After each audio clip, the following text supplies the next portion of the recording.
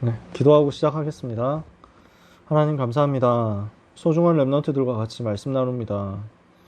하나님께서 가장 가치 있게 보시고 귀하게 보시는 사랑하는 렘넌트들에게 나라보다 소중하고 백성들보다 소중한 한 사람 한 사람의 렘넌트들에게 보좌의 능력으로 역사하옵소서. 시공간 초월하는 능력으로 역사하옵소서. 237 나라 살리는 그 그리스도의 생명의 빛으로 역사해 주옵소서. 오늘도 우리 속에 주의 형상으로 주의 생기로 충만케 하옵소서. 그래서 우리 렘넌트 가는 곳에 전무후무한 역사 일어나고 근원적인 복이 회복되기를 기도합니다. 오늘 밤 우리가 잠깐 하나님을 바라보기를 원합니다. 그러나 우리의 24가 하나님께 드려지는 은혜의 시작이 되게 하옵소서. 예수 그리스도의 이름으로 기도합니다. 아멘. 오늘은 미가서 나훔서 통해서 말씀 같이 나눌 건데요. 제목이 남은 자가 누릴 여호와의 구원이에요. 그래서 나훔서도 마찬가지지만 특히 미가서는요. 남은 자라는 단어가 진짜 많이 나와요. 사실 선지서에 다 많이 나와요. 남은 자, 렘넌트라는 단어가 정말 많이 나오거든요. 그래서 미가 선지자는 그 중에서도 남은 자는 이렇게 여호와의 구원을 누리게 될 것이다 하고 설명합니다. 오늘 그 속에서 여러분이 은혜 받고 힘을 얻게 되셨으면 좋겠어요.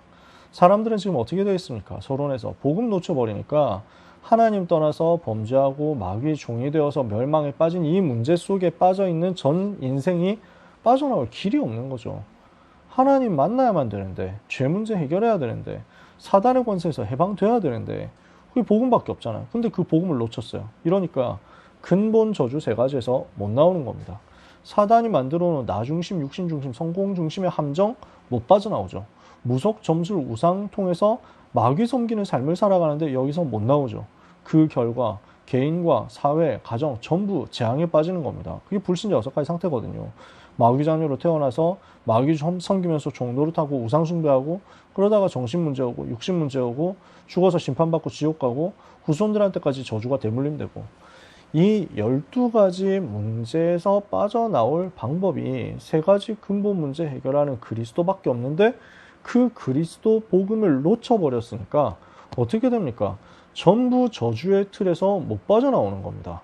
그 저주의 틀 속에 모든 나라, 모든 사람이 다 들어가 있다고요. 그래서 오늘 미가서, 나훔서 같이 보는데 두 개가 엮였다거나 시대가 같다거나 그것보다는 제가 말씀드렸지만 성경 순서대로 그냥 하고 있죠. 근데 공통점이 이렇게 나온단 말이에요. 나훔 선지자 메시지는 되게 간단해요. 약한 나라 괴롭히는 강대국 니느웨 멸망할 것이다. 이거 얘기해요. 니느웨는 어디입니까? 옛날 아수르 수도 거기에요. 요나가 가서 복음 전했었던 거기에요. 근데 요나 때는 그때 복음 받고 회개했는데 그 사람들 다 죽고 나니까 다시 원래대로 돌아가서 우상 숭배하고 주변을 아주 잔인하게 이제 괴롭히고 멸망시키고 침략하고 이렇게 하고 있었거든요. 그 강대국 무너질 것이다. 주변 나라들을 진짜 악랄하게 괴롭혔던 그 니느웨 멸망할 것이다. 비참하게 너도 자기 자신도 멸망하게 될 것이다. 이거 예언했어요. 그게 나훔서 전체예요. 미가 선지자는 무슨 얘기했느냐? 앞부분에서 지금 강한 자가 약한 자 괴롭히는 것 얼마나 잘못됐냐? 그런 유다 나라 심판받게 될 것이다 라고 예언했어요. 그러면요. 강대국이 심판받는다. 또 강한 자가 심판받는다. 요 내용처럼 보이거든요. 근데 그 얘기가 아니에요. 사람들이 이걸 잘 이해를 못하거든. 저 나쁜 놈들 강대국 저거 멸망하고 없어지면은 작은 나라들끼리 평화롭게 잘 지내지 않겠냐. 그렇게 생각합니다. 그렇습니까? 역사 보면 전혀 안 그렇죠. 강대국 없어지면 어떻게 됩니까? 작은 나라들끼리 난리칩니다. 작은 나라들끼리 싸우는 겁니다. 계속 그렇게 돼 있어요. 그 강한 사람이 없어지면 어떻게 됩니까? 약한 사람들끼리 서로 오순도순 잘 삽니까? 강한 자 없애버리고 그 부자 죽여버리고 그 부정축제한 재산 다 빼앗아가지고 모든 사람에게 골고루 나눠준다. 아주 평화롭고 욕심 없는 세상 돼가지고 모든 문제 해결됩니까? 전혀 안 그래요. 그 약한 자 중에서 조금 힘센 사람 나옵니다. 그 약한 사람 중에서 조금 눈치 빠른 사람 나옵니다. 이렇게 해가지고 또 똑같은 짓 합니다. 그럴 수밖에 없다니까요. 강대국이 잘못돼서 문제 왔습니까? 강한 자, 부자, 권력자, 이 기득권자, 이 사람들이 사회, 세상의 모든 문제의 원인입니까? 사람들은 눈에 보이는 것만 보니까 자꾸 그렇게 생각한다니까요. 그래서 강대국 없애자. 저 나라 타도하자. 이런 운동합니다. 저 잘 사는 사람 없애자. 무너뜨리자. 부정한 기득권 다 감옥 보내자. 다 처형하자. 이겁니다. 그게 공산주의자들이 한 일이었어요. 그래서 공산주의자 뭐 했습니까? 뭐 닥치는 대로 숙청했다니까. 공산주의가 자리 잡은 나라마다 수십만 수백만 명이 처형당합니다. 왜냐? 이 사람은 자본가다.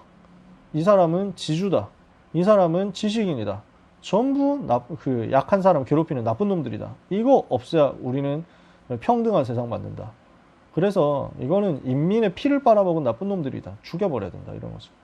무슨 감옥 보내고 이것도 아니야. 그냥 다 죽여요. 왜냐? 공산주의자는 영혼 이런 거 안 믿거든요. 영혼 없다 합니다.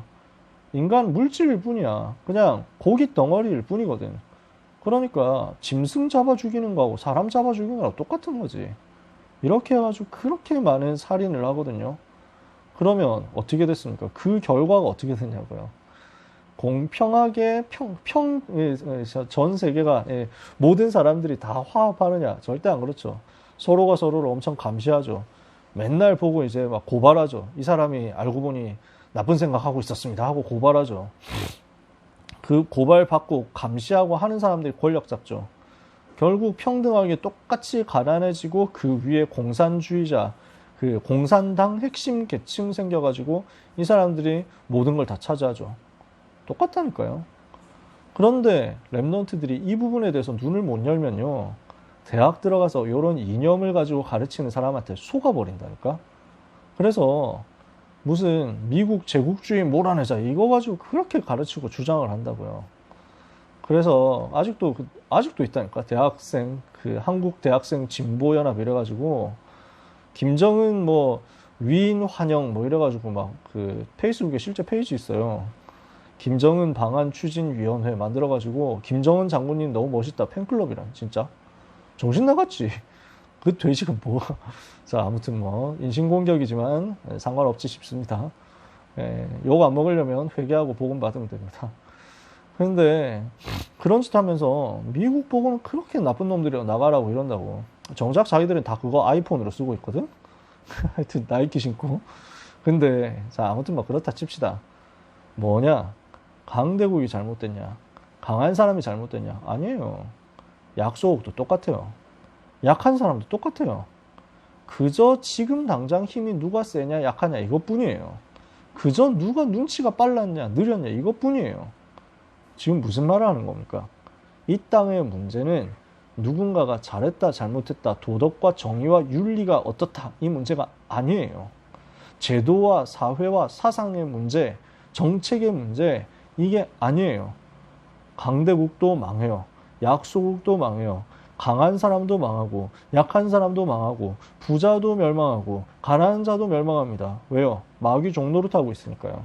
그게 본질이라는 거예요. 이 저주의 틀 속에 모든 나라 다 있다는 거예요. 그러니까 나훔 선지자는 무슨 얘기하느냐?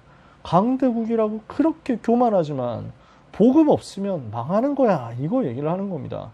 미가 선지자 하는 얘기가 강한 자들 되게 잘난 척하고 교만하지만 복음 없으면 마귀 종노릇 하다가 망하는 거야. 이거 얘기하는 겁니다. 역사를 움직이신 하나님은 교만한 자를 반드시 심판하세요.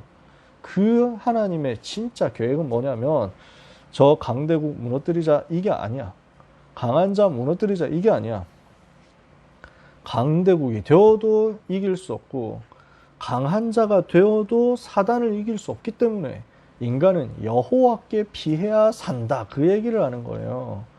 그래서 오늘 우리가 붙잡을 내용이 이 내용입니다. 나훔 선지자는 이 얘기를 합니다. 그래서 1장 7절에 여호와는 선하시며 환난 날에 산성이시라. 그는 자기에게 피하는 자들을 아시느니라. 여호와께 피해야 산다고. 1장 15절에 우리의 인생의 목표는 뭐냐? 강대국 되고 강한 자 되는 게 아니라 15절에 볼지어다 아름다운 소식을 알리고 화평을 전하는 자의 발이 산 위에 있도다. 유다야 내 절기를 지키고 내 서원을 갚을지어다. 악인이 진멸되었으니 그가 다시는 내 가운데로 통행하지 아니하리로다.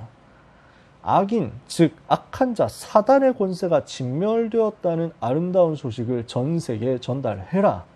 이거예요. 그래야 산다는 거지. 뭘 어떻게 하고 누구를 없애고 해서 사는 게 아니라 여호와께 피해야 살고 그 여호와께로 돌아가야만 된다는 아름다운 소식을 전 세계에 전달해야만 전 세계가 살아난다고요. 오늘 이걸 붙잡자는 겁니다. 그래서 이 저주의 틀에서 해방되려면 어떻게 해야 됩니까? 하나님은 미가 선지자를 통해서 아주 자세하게 설명했어요. 뭘 설명했냐? 오실 메시아에 대해서 설명한 거예요. 이 저주의 틀에서 해방되려면 어떻게 해야 되느냐? 메시아 바라봐야 산다는 겁니다. 그래서 2장 13절에 미가 2장 13절에 그들의 왕이 앞서가게 될 것이다. 왕이 올 것이다. 참 왕이 올 것이다. 라고 말씀합니다. 그 왕은 어디서 태어날 것이냐? 5장 2절에 보니까 베들레헴 에브라다야 너는 유다 족속 중에 작을지라도 이스라엘 다스릴 자가 내게서 내게로 나올 것이라. 베들레헴에서 태어난대요. 그 왕, 그 메시아는 어떤 분이십니까? 그의 근본은 상고의 영원에 있느니라. 태초부터 계셨던 분이세요. 상고부터 계셨던 분이세요. 누굽니까? 하나님 자신이 오신다는 거예요. 오실 메시아는 어떤 일을 하실 겁니까? 남은 자를 찾아낼 것이다. 그럽니다. 그래서 남은 자를 찾아내서 기르고 먹이시면서 참 평강을 주실 것이다. 5절에 보니까 5장 5절에 보니까 이 사람은 평강이 될 것이다. 5장 3절에 남은 자가 돌아오게 될 것이다. 이렇게 말씀하는 거예요. 하나님은 그 오실 메시아는 우리의 평강이 되고 우리와 함께 하셔서 남은 자를 모으시는 그 응답을 주실 것이다. 그 일을 하실 것이다. 남은 자 할 일이 있습니다. 서연이 안녕 반갑다. 자, 오실 메시아 6절에서 9절까지 나오는데요. 무엇을 할 것이냐? 8절 9절에 보니까 미가서 5장 8절 9절입니다. 야곱의 남은 자는 여러 나라 가운데와 많은 백성 가운데 있을 것이다. 그들은 수풀의 짐승 중에 사자 같고 양떼 중에 젊은 사자 같아서 만일 그가 지나간 적 밟고 찢으리니 능 구원할 자가 없을 것이다. 내 손이 내 대적들 위에 들려서 모든 원수를 진멸하기를 원한다. 모든 원수, 모든 대적 진멸하신다. 뭘 말합니까? 사단의 권세 꺾는다 그 말이에요. 그리고 그리스도의 사역, 오실 메시아의 사역 뭘 하는 것이냐? 우리의 모든 죄를 용서하시고 바다 깊은 곳에 던져버려가지고 완전히 끝내시겠다. 자, 무슨 말인지 이해가 되시나요?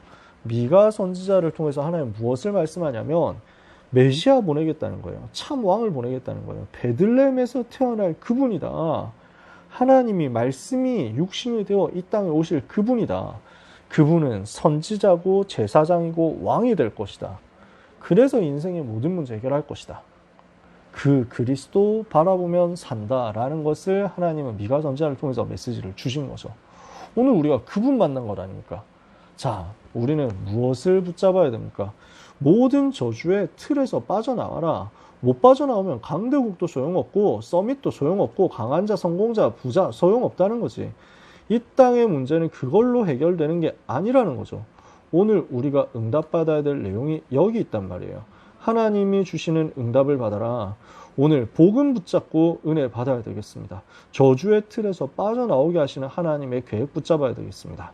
자, 서연아 이제 3번에요. 그러면은 우리가 어떻게 응답받아야 되겠느냐 하는 거죠. 이 저주의 틀에서 해방된 남은 자를 통해서 하나님은 구원 사역을 하실 것이다. 우리는 예수님을 그리스도로 알고 믿고 영접해서 저주의 틀에서 빠져나왔잖아. 그런 우리를 남은 자로 부르시는 하나님이 이제 우리를 통해서 무엇을 하시느냐고요. 2장 12절에 보니까 다시 볼게요. 2장 12절에 야곱아 내가 반드시 너희 무리를 다 모으며 내가 반드시 이스라엘의 남은 자를 모을 것이다. 남은 자를 모으신대요. 그 남은 자는 어디에 있느냐? 5장 7절 8절에 보니까 여러 나라 가운데 있다. 야곱의 남은 자는 많은 백성 가운데 있을 것이다. 그들은 여호와께로부터 내리는 이슬 같고 풀 위에 내리는 단비 같아서 사람을 기다리지 않고 인생을 기다리지 않죠. 사람 바라보는 사람 아니에요. 남은 자. 이 사람들이 숨겨져 있어. 오직 그리스도 바라보는 남은 자 숨겨져 있어. 야곱의 남은 자는 여러 나라 가운데 많은 백성들 가운데 있을 것이다. 여러 나라 많은 백성 무슨 말입니까? 237에 숨겨져 있어요. 다민족에 숨겨져 있어요. 70K 가운데 숨겨져 있어요. 그 렘넌트 찾아내서 오직 그리스도, 오직 여호와 바라보는 인생 바라보지 않고 인생 의지하지 않는 하나님만 의지하는 그 남은 자 찾아내서 제자로 세우는 거예요. 이 연약한 자들이요. 그 여러 나라 많은 백성들 가운데 숨겨져 있는 이 연약한 자들이 하나님이 남은 자로 강한 자로 바꿔버린다니까. 그래서 이 남은 자를 통해서 하나님은 어떤 일을 하시겠다고 하느냐? 저 강대국과 이방 나라 살리는 전도 선교 운동 하시겠다는 것입니다. 그래서 저는 이 구절을 좋아하거든요. 4장 1절에서 5절까지 나오는데 그 중에 1절, 2절만 제가 읽어볼게요. 끝날에 이르러는 여호와의 전의 산이 산들의 꼭대기에 굳게 서며 작은 산들 위에 뛰어나고 민족들이 그리로 몰려갈 것이라. 곧 많은 이방 사람들이 가며 이르기를 오라 우리가 여호와의 산에 올라가서 야곱의 하나님의 전에 이르자. 그가 그의 돌을 가지고 우리에게 가르치실 것이니라. 우리가 그의 길로 행하리라 하니 이는 율법이 시온에서부터 나올 것이요 여호와의 말씀이 예루살렘에서부터 나올 것임이라.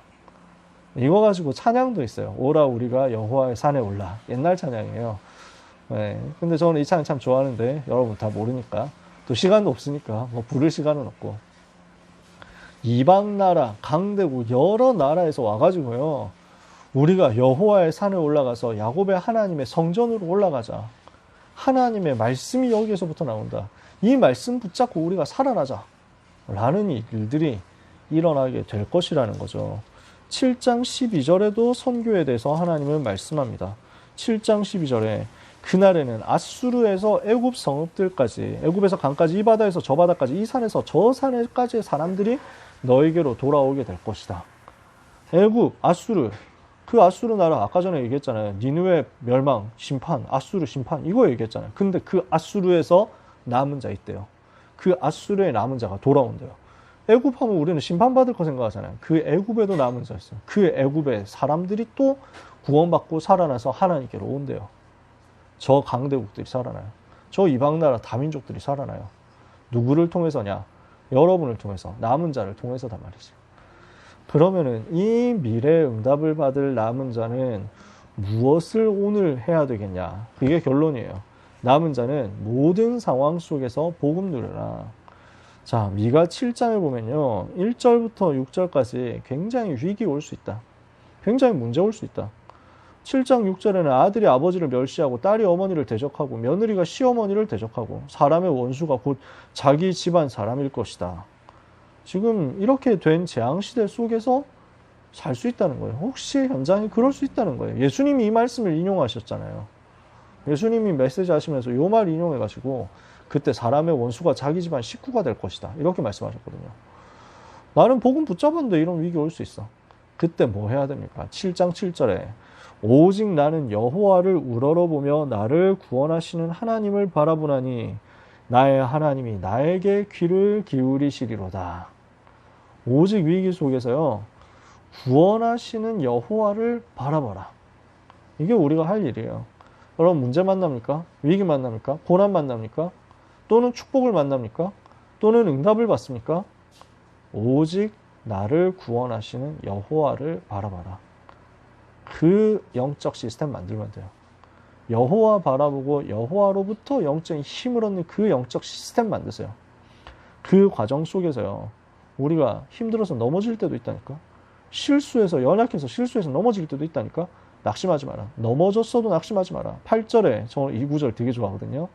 나의 대적이여 나로 말미암아 기뻐하지 말지어다.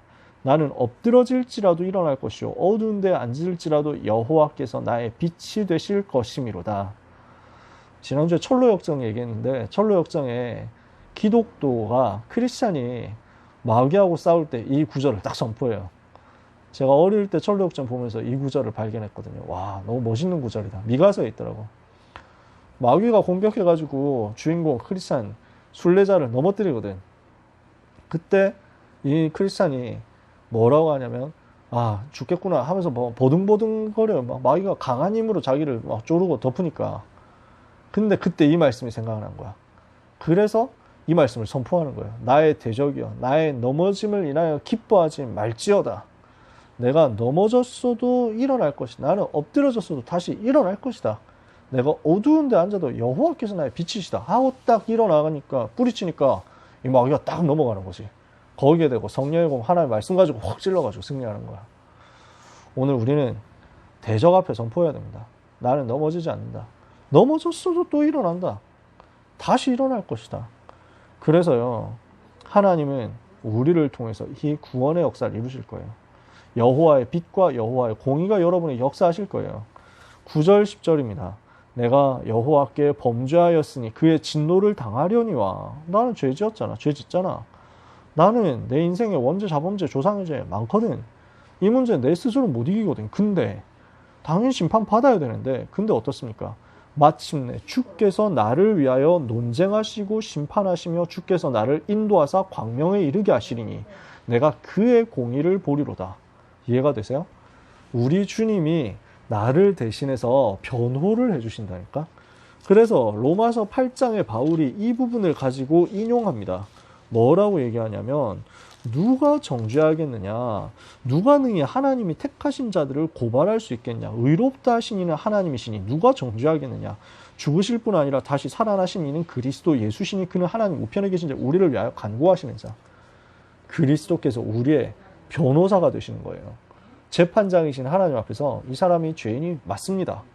그러나 제가 이 사람의 죄를 대신해서 십자가에서 모든 죄에 짊어지고 피 흘렸고 죽었습니다.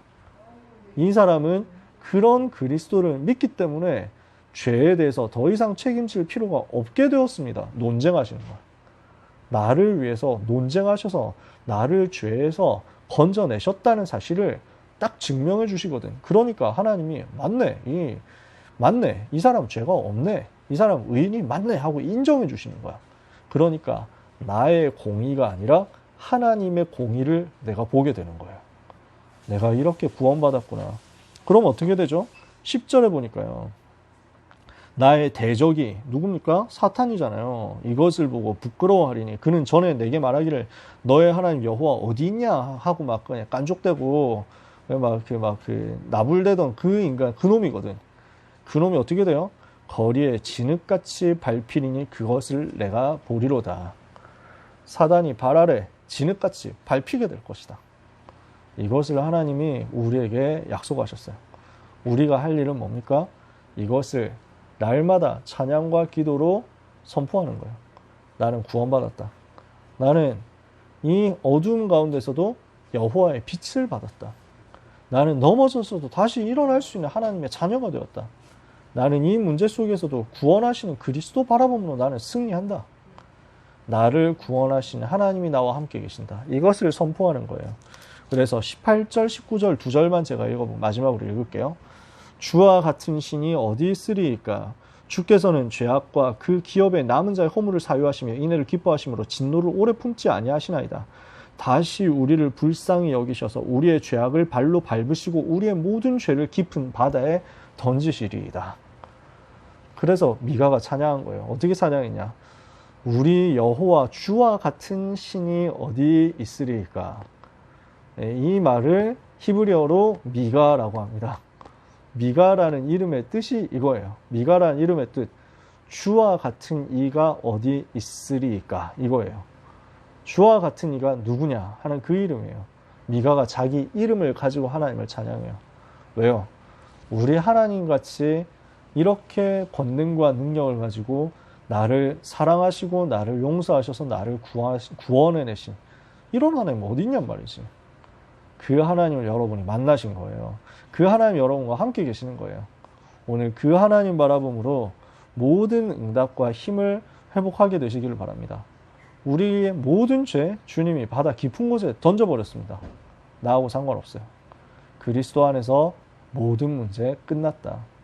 나는 우리 주님 찬양하는 것으로 24 집중 누릴 수 있습니다. 이 속에서 원수가 발 아래 밟히게 될 겁니다. 이 고백을 가지고 찬양으로 만든 게 많습니다. 누가 주와 같으리 하는 찬양들이 좀 있어요. 저는 이 찬양 부를 때마다 미가 생각을 합니다. 이 찬양을 그래서 저는 정말 좋아하고 고백합니다. 여러분의 입술에서 우리 하나님 같은 분이 어디 있을까 하고 감격하는 그 고백과 찬양이 항상 있게 되기를 예수님 이름으로 축복합니다. 자, 우리 기도 제목 간단하게 나누고 마칩시다. 우리는 시험을 계속 칠 수 있습니다. 어떤 사람들은 대학 입시가 마지막 시험, 그렇지는 않겠지. 또 대학 가서도 또 시험 치고, 그지? 입사를 한다. 그럴 때도 또 시험을 치게 되고, 어떤 사람은 뭐 예를 들어서 공무원 시험, 어떤 사람은 임용고시, 어떤 사람은 또 외무고시, 사법고시 뭐 이런 식으로 해가지고 그것도 한 번에 바로바로 합격이 되면 좋은데 그렇지 않은 경우도 많고 몇 년씩 해야 되거든. 그러면은 되게 자기 자신의 존재 자체에 대해서 낙심될 때가 많다고. 나는 그냥 사회에 아무 뭐랄까, 유익이 되지 않는 그냥 고시충, 밥벌레, 밥벌어지 쓰레기, 뭐 이런 식으로 자기 자신이 되게 막 낮추게 되고 낙심하게 돼. 그런 현상들을 진짜 많이 보거든요.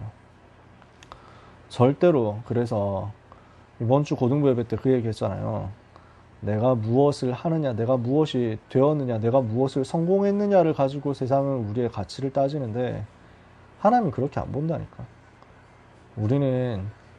여러분은 이미 수시, 정시 다 치르고 합격 결과 발표 나오기 전에 이미 세상과 대학을 살릴 빛이고 소금이고 제자고 복의 근원이다.